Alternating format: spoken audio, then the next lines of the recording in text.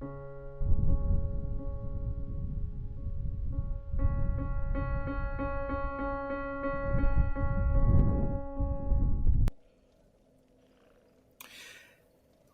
everyone, and long time no see.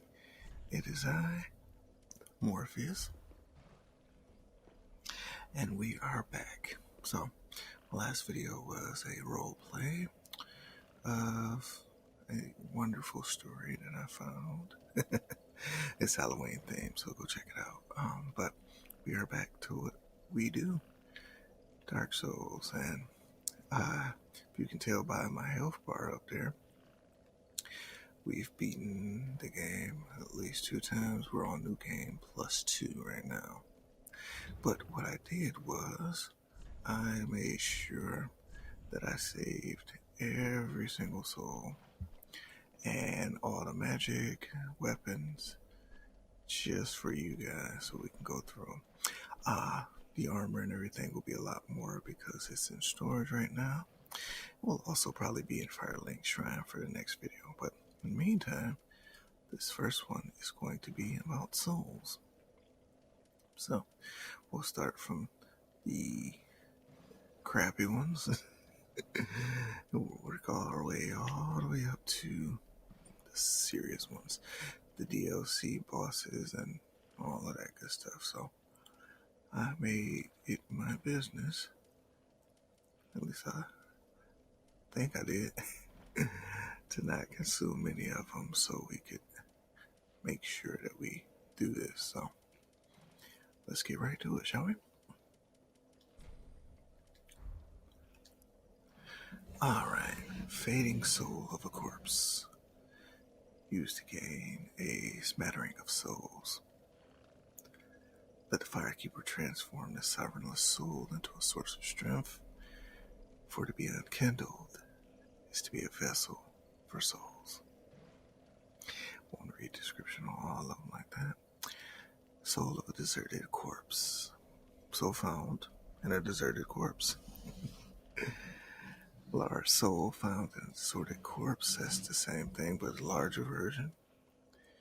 Soul of an unknown traveler. Soul found in the corpse of an unknown traveler. So as you can tell, the white souls are pretty self-descriptive just from the titles. Large soul of an unknown traveler. Large soul found in the corpse of an unknown traveler. Soul of a nameless soldier. Soul found on the corpse of a nameless soldier. Large soul found on the corpse of a nameless soldier. Soul of a weary warrior. Soul found in the corpse of a battle-weary warrior. Same thing, but the large version. Soul of a crest fallen knight. Soul found in the corpse of a crestfallen knight. There's a crestfallen knight, I believe, in every game, at least the first one and the third one. And they're kind of irritating to talk to, but I might bring them up next video. Large version of it.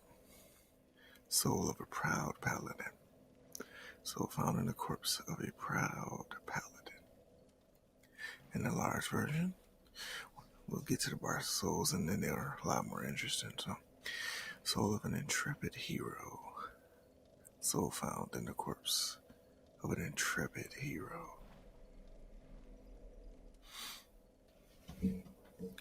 And then a large version, of course. Soul of a seasoned warrior. Soul found in the corpse of a seasoned warrior. And then, of course, this large variant. Soul found in the corpse of an old hand. Soul of old hand. And soul of a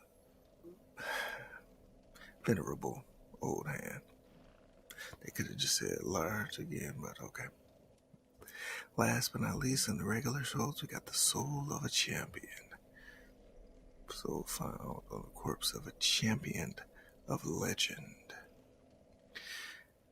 Oh, I lied. Soul of a great champion.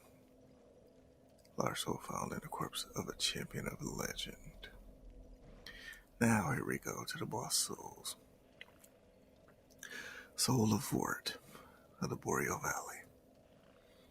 One of the twisted souls steeped in strength. This is essentially the first boss of the game, and he's very feral. Crawls around on all fours and can be challenging to newer players if they let him overrun them. But if you keep it simple, circle around, pick your shots, nothing too difficult. Soul of the Rotted Great Wood, or Soul of the Curse Rotted Great Wood, to be more specific. One of the twisted souls steeped in strength. Essentially, it is a large evil tree, and it became such because of what was buried around it, and it absorbed a lot of that corruption, so made it not your average tree. Smokey the Bear wouldn't be trying to say this. Soul of a Crystal Sage. Once again, soul steeped in strength. This boss is a mage. There's two of them in the game. One is a boss and one is a mini boss, and I'm using the finger quotes. Found later in the game. It's not a very difficult fight if you have decent defense and enough stamina to just run and attack, because it has low defense and it's easy enough to hit and take out. The split into multiples toward the end of the fight, and you gotta guess which is which, but that's pretty easy too, because the main one will always have the larger attacks. So, Soul of the Deacons of the Deep. A lot of people consider this boss a joke because it's basically a bunch of regular enemies, and they're easy enough to kill. You gotta guess which one is the Deacon leader and attack that one to do damage to the boss's health bar till it's dead. Now, it is not impossible to lose. If you're not paying attention, you can get overwhelmed and swarmed. Like anything in the game, it can still kill you. You just gotta be careful. So, after Aldridge left Boreal Valley, Archdeacon Royce remained in the cathedral with the high priest to keep eternal watch over the master's coffin. So, oh, wait a minute. Did we get... Oh, okay, I thought we might have got invaded. It wouldn't matter if we did, but, gotta be careful. Probably shouldn't be playing online. And where were we? Oh, no, I realized I missed a little lore for you guys. Let me go back. Vort, the feral one, Vort served as an outrider knight, never far from fleeting dancer. We'll get to her later. The Rotted Great Wood, ever since its establishment, all manner of curses have managed to seep into the undead settlement. The worst of them were sealed away inside a spirit tree, but eventually the curses took their toll. So I essentially kind of broke down what was going on. Twin Crystal Sages once served as spiritual guides to the scholars of Grand Archives, and one went on to ally with the Undead Legion. Okay, so we're back to where we were. Soul of High Lord Wolnir. Lord Wolnir of Carthus sentenced countless souls to gruesome deaths. Keen outlived them. Another boss fight that a lot of people consider a joke, because essentially all you gotta do is break his bracelets, and that's that. Now, once again, if you get greedy or not paying attention, you can lose. So be careful with that. Soul of Pontiff Sullivan. A lot of folks consider this to be the first true boss in a game because he is just challenging. He's dual great swords and can be quite tough for newer players.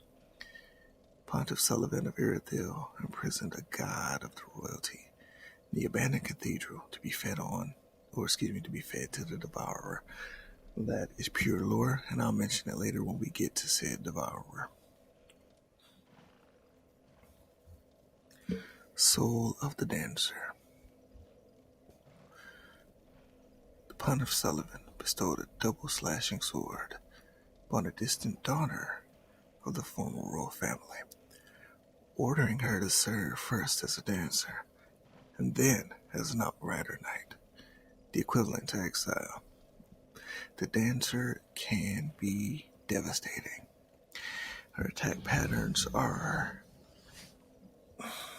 difficult to predict at first, and her erratic movement makes it difficult to know when to dodge. Also, her range is ungodly. She feels like she can hit you from across the entire screen, so take care. Soul of the Dragon Slayer armor. Now, I'm quite fond of this soul simply because I stole his weapon, which is what we're holding right here. Not gonna talk too much about it, but it does this. And that is awesome. But not gonna get too deep into that until we get to the weapon series.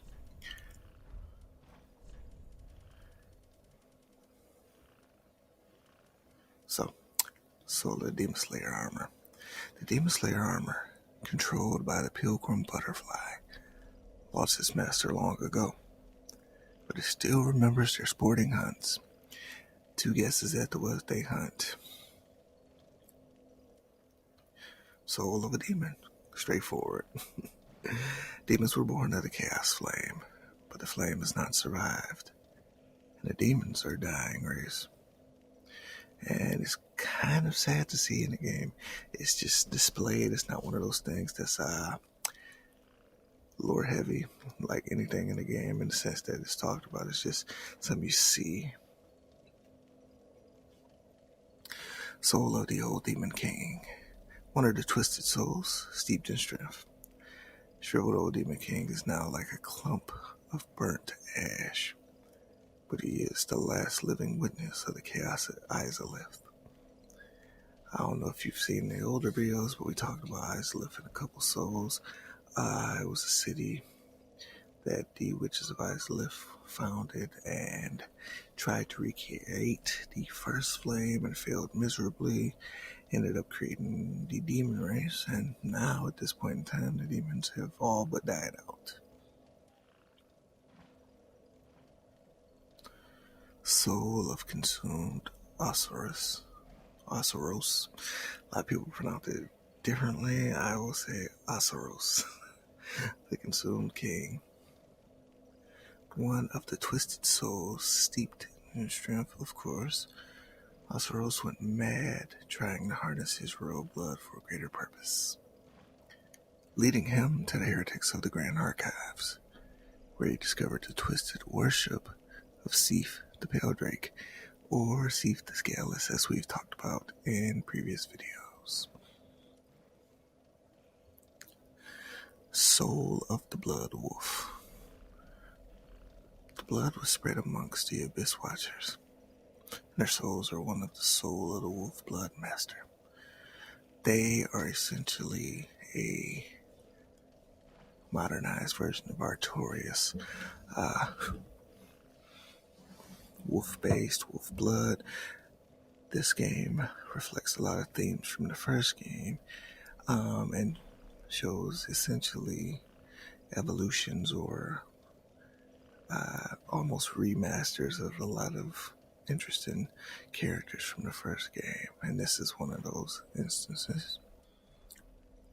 Soul of Yorm, the Giant.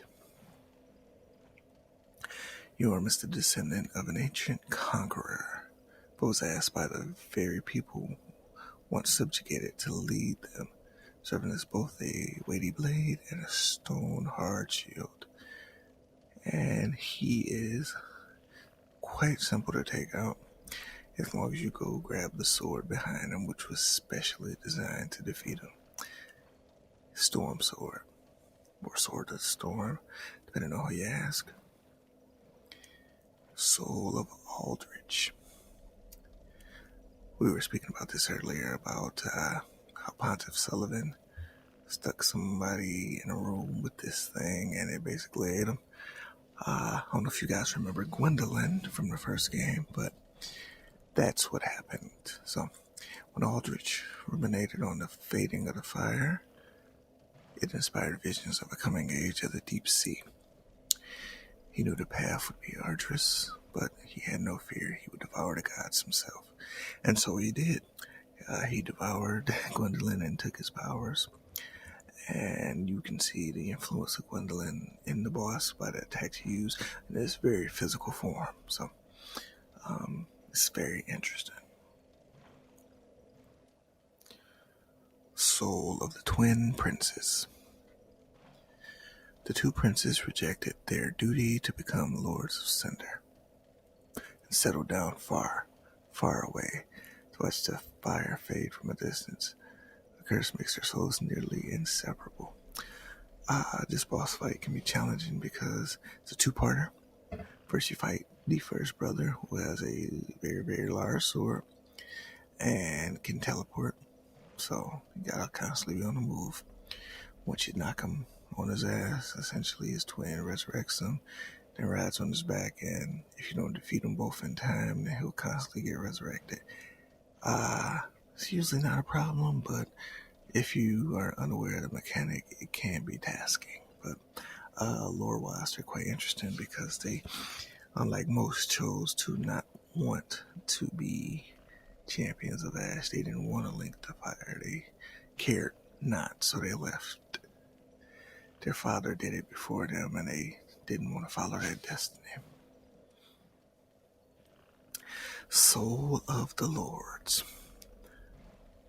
Since Lord Gwyn, the first Lord of Cinder, many exalted lords have linked the first flame, and it is their very souls that have manifested themselves as defender of the flame.